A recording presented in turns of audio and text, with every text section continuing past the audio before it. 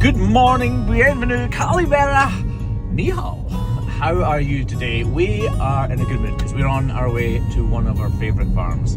Here in the southwest of Scotland, there is a farm that we visit a couple of times every year called the Loves at Bridge of Aird. And we were there a couple of months ago, but they missed a couple of cows. So we are back there today to look out for a couple of problems and to make sure that no more arise. You're watching the Hoof GP. When I see you dance and the moment comes when I fall and time goes slow, I fall into you. So I said in the intro that we live in the beautiful southwest of Scotland, and right now we are rather unseasonally, even for summer, getting a lot of sunshine. We're driving through the gorgeous little village here of Glenluce on our way to Stranraer, which is an old ferry port, and the Bridge of Aird farm, which, by the way, if you are ever in Stranraer, you need to go there and get a milkshake or a coffee or a cake, because it is fantastic. I don't care about you supporting them, I just care that you get good cake, and you should go there. But yeah, we are on our way. We live on a peninsula called the Machars, and actually part of where we live is actually further south than parts of England, which is weird if you know your geography at all, because Scotland is at the top and England is at the bottom. But we sort of sit on a peninsula that sticks down towards it. It's only 25 miles from our home and we aren't that far away. So, we'll see you at the farm. There's things in life you simply need to know, like sun and rain and trust in letting go.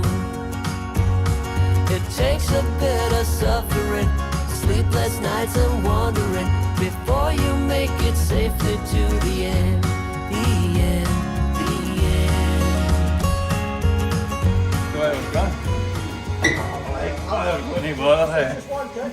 8th attempt at getting that. Like, come on, nah, yeah, sure it was. Oh, sorry, did you get your hands dirty, did you? Oh no. Thank you. Find that ratchet strap. You hear that? Still haven't fixed this yet. Look at the state of that. I'll bend it back. You come here, Ben.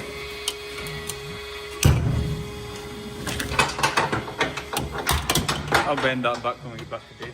Okay, fine. We'll video that. I'll pop in. You're not even on boot guys. It was dirty. And what? I thought Graham was going to do it. Out of the way, the cows a bit more. As soon as we arrive on any farm, it's all systems go, and we want to get set up as quickly and promptly as we possibly can. But make no mistake, there is always time for banter.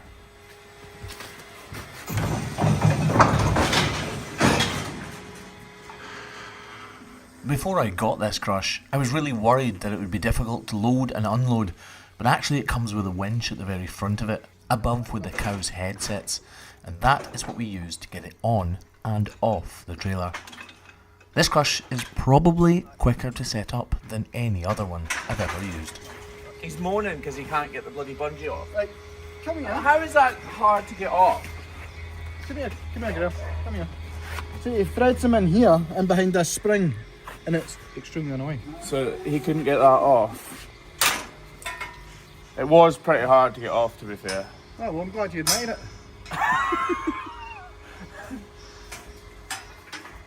I thought it looked up. It was a wee bit.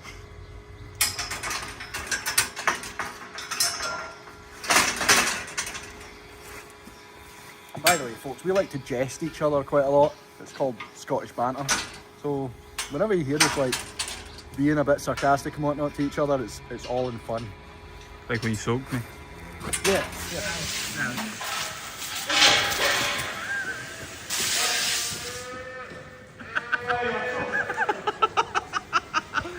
No, that's just didn't like you, Graham.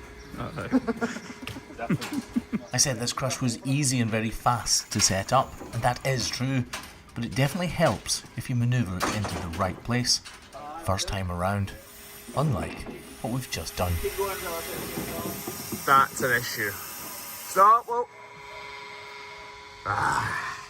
Oh well, back to the drawing board we go. We need to get our setup perfectly correct every time we begin our work. If we don't, usually we're putting ourselves or the cows at danger.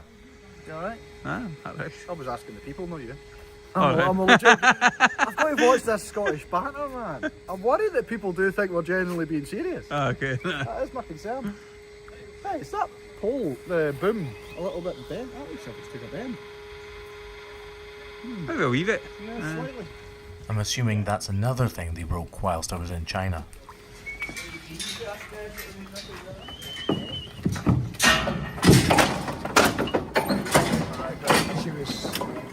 And into the crush, the first cow goes, ready for her pedicure.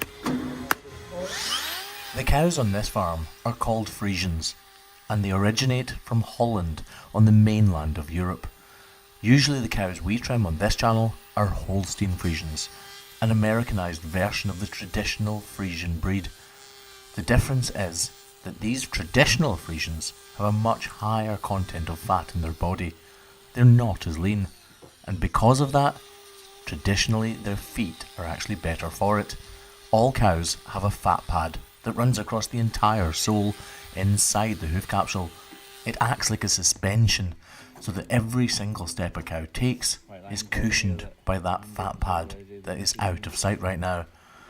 Because Holstein Friesians are more lean and have less fat, they also have a smaller digital cushion, meaning that when they walk on concrete, it has a much greater effect. A negative effect. The only downside to these Friesians is they produce far less milk. They're not as efficient at turning grass into milk. Just get that block on just now, actually. It'll give us more time for it to cure. There you go for it, Chris. You can see this cow has a small problem in her white line. It is a very minor ailment, but she'll need this block to make sure the weight is away from the affected area. If we weren't to put this block on and leave it just as she is, eventually this small problem would turn into a big one. Probably extends slightly further up into this white line than it looks to begin with. This is exactly how you overcome lameness in cattle, by getting to the problem as soon as you're able to, and trimming them as effectively as you possibly can. You can see that this white line lesion extends high up into the wall. It doesn't go all that far though, and we have caught it in time. It's coming to a dead end.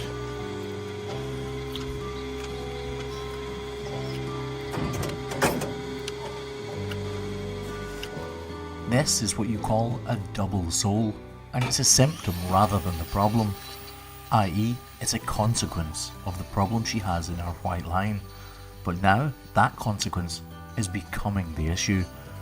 Because there's loose and detached hoof horn, it means muck and manure and small stones can accumulate in behind those loose flaps.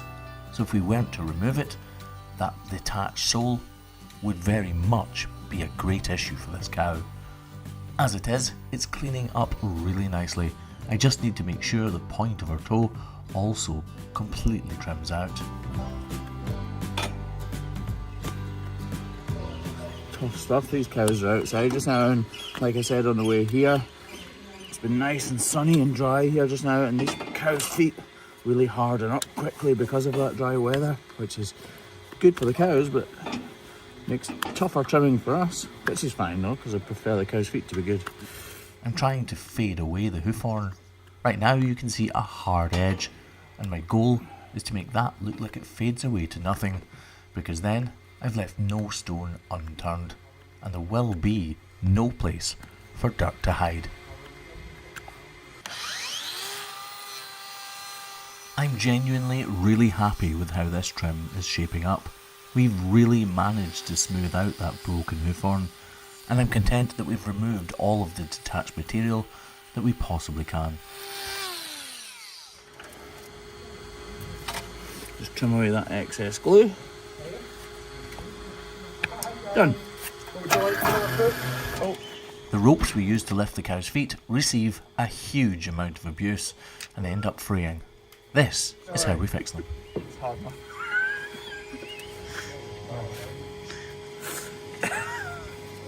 See what I mean? About the whole Scottish banter thing. Sometimes it's funny, sometimes it's not. Carpe diem, Craig. Seize the day. Yeah. Yeah. Lovely.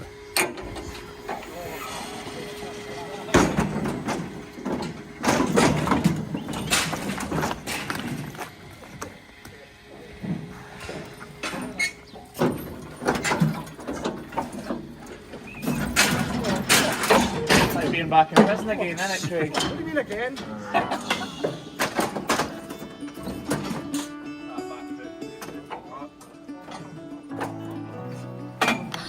We all really enjoy working on days like this.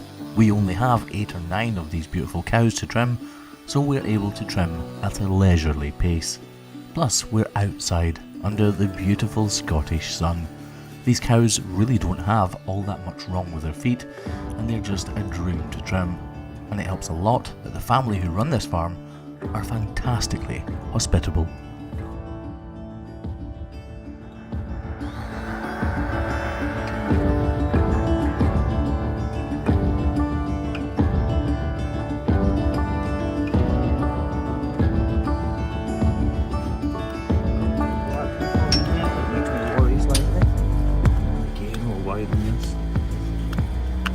Inner claw was just slightly higher than the opposite one. Grind, slice and reanalyze. Grind, slice and reanalyze. That is how we earn our money. This is what makes up the vast majority of what we do on a day-to-day basis. We see feet just like this one, ones that need a little tickle, a touch-up, a little bit of TLC, just to ensure that they're moving in the right way, just like this little lady is doing right now. Oh no, wait a minute. She's reversing. Cows are really strong and heavy creatures, and when they really don't want to do something, it can take a lot to get them moving.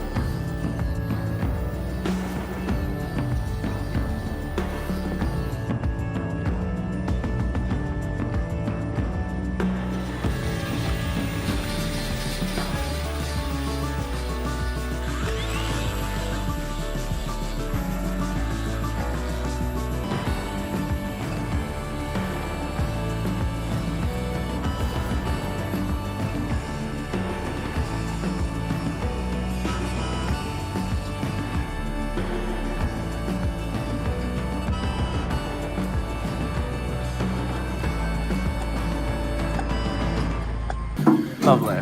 Although most of the cow's feet here are in very good condition, that doesn't mean that all of them are. As a community of animals living together, accidents do happen and things go wrong, and I know she's lame because the farmer tells me so. He's lame. On what foot? Right. They look a bit kind of janky. We double blocked her last time. I think so. Yes. And somebody's been at it. Somebody. Yeah. This cow was lame last time we were at this farm. She's still a little bit lame, so Andrew's had a look at her himself, but he's saying somebody. 99, yeah. Is this number 99? No, it's number 99. Aye. The perception of lameness varies from farm to farm, quite radically actually. But what do I mean by the perception of lameness? If a farm has many lame cows, then he will deem a cow who is barely able to walk as being very lame, whereas a farmer who may only have 1 or 2 lame cows will deem them to be very lame, because from his point of view, they are his only lame cows, and therefore they are an absolute priority. Whereas a farmer with many lame cows, his priority draws to the cows who are the lamest. In Andy's case, that's this cow, and as you can see, her issues are actually fairly minor. Can't see anything obvious, to be honest. You guys are looking thinking that this is the problem, but I know that is where Andrew has been trimming away, so not that he's done anything wrong, because he hasn't, but that's why it looks like the problem's there. could be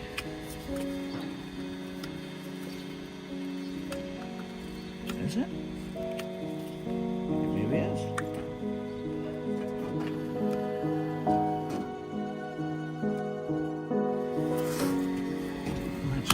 We don't want a cavity there, so we'll take this side wall out so that muck and manure doesn't build up in that and cause yet another problem. Although there isn't actually an active lesion here, I'm conscious of this bruising. Bruising is something that is hurting. If you have a bruise, it's because you've knocked yourself somehow, and that is almost exactly the case when it comes to cows' feet as well. I want to make sure I chase down this bruise so that I'm not missing anything at all, lurking at the bottom of it.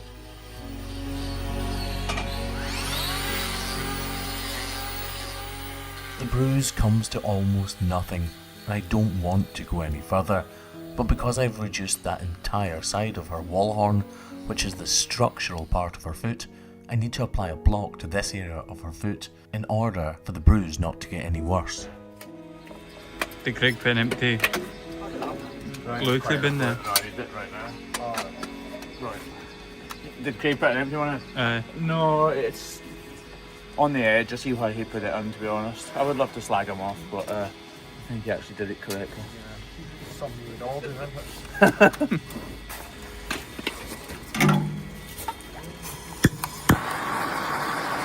So there's bruising on this interior foot. And I don't really want to overburden it by putting a block on, but the block will spread it right across the entirety. So the bruising is located in the toe of her foot, and this block, because it's so rigid, will spread the entire load of the foot, load of the cow, across the entire foot, meaning that it shouldn't really, there will be pressure on that bruise, but it'll be spread right across the whole foot, so it should mitigate any problems arising from it. Right, it's just this little crack here I saw in the toe that I want to address.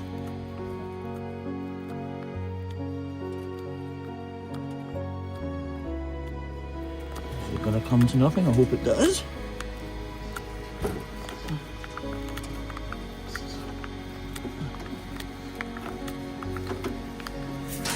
Dig deep, Graham, dig deep. It's hard to carve round in such a tight little corner. It's just about disappearing. That's all do. Right. Cracks like that one in her toe can and often do lead to far greater problems. We regularly find small black dots that lead to cataclysmic events underneath what we can see on the surface. So chasing down those small black cracks is absolutely essential. This back right foot also has a major issue, but actually there's one on each claw. You actually see this cow's had laminitis. You can see all these little stretch marks here, where basically the lamina, the part that holds this part of the foot to this part of the foot, is stretching apart, and that's why she's so sore on it. But she could also have a problem in here, I think, which would be a sole ulcer, which is a sole ulcer. Okay, so we need to carve around about it. Because Andrew has already been at this cow and trimmed her, that sole ulcer is nearly healed up. Well, is it? Still sore, definitely. We're going to put a block on here, and again, we can't really avoid this. Getting the weight away from here is more important than saving here.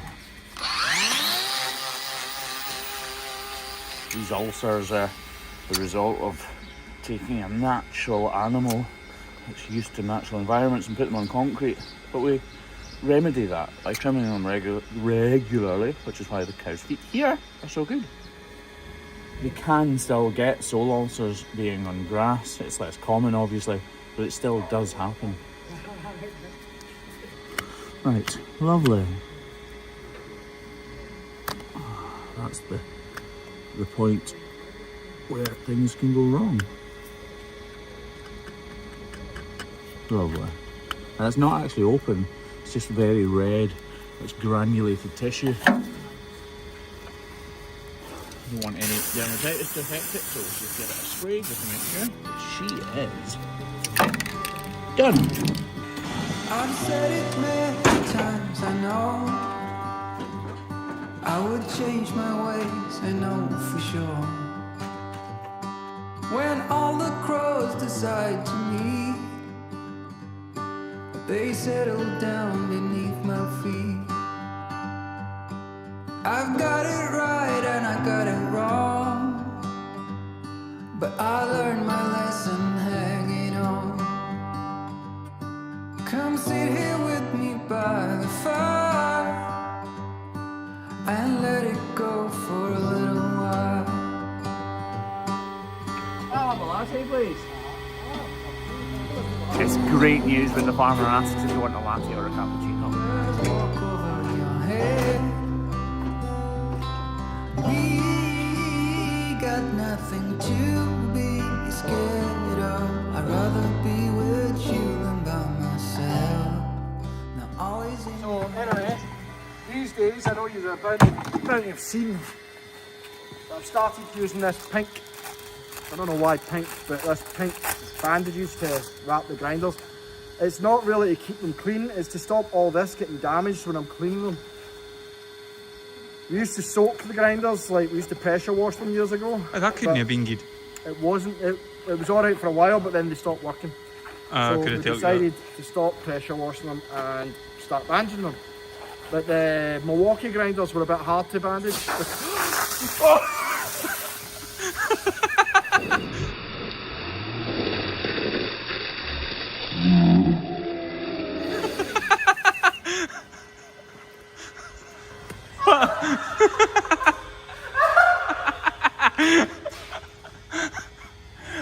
I can't even, I never expected that. That was freezing.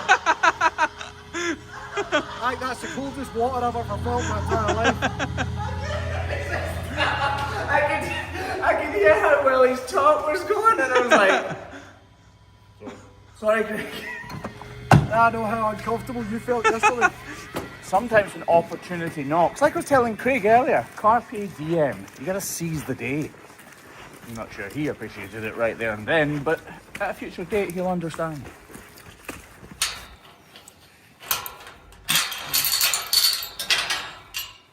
Instead of putting the crush straight back onto the trailer as it is and then washing it, we're pushing it up to the hose.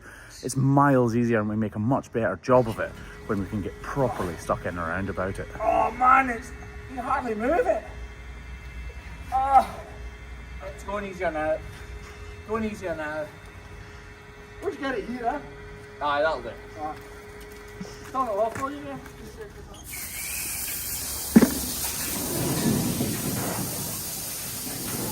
Wait, no! Go twice.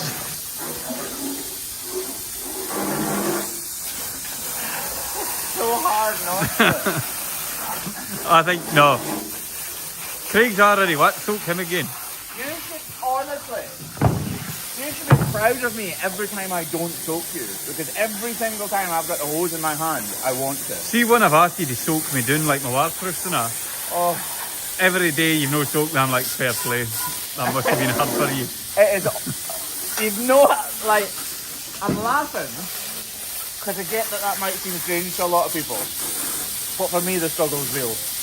Remember midwinter when you soaked me through an ice cold puddle at 8 o'clock in the morning? Right, that was your fault. At 8 o'clock in the morning. But who would stand next to a puddle when you knew it was going to be driving past? I didn't even think about it. And then when it happened, Craig and I were standing there in a real predicament. We knew we didn't really want to soak him and make him cold, but he was standing next to a puddle. what time was it? About 8 a.m. In the morning. Like, you should feel bad. We didn't know what to We were do. at the furthest away firm we gone to. It took about an hour to get home to. And we hadn't even started and I was what? You kept moaning you were cold, but I'll be honest, I never even felt cold that day. You know, no. To be fair though, Graham, you did put yourself in a awful situation. I mean, this is me talking to you guys, right? If someone stood at a puddle and you were driving along, It's more of a lake than a puddle. yeah, you had to hit it. Like, you have to. It's just, it's almost the law. Aye, fair play.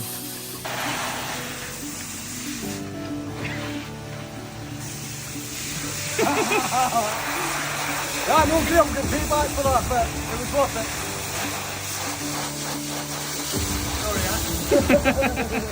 I understand that many of you people watching this video will think that we are extremely childish, but the day that I am not childish will be the day that I've given up on life. I'm not quite ready to do that. Watching this video back feels like a romantic dream. What you've seen in this video are the very things that make me love my life.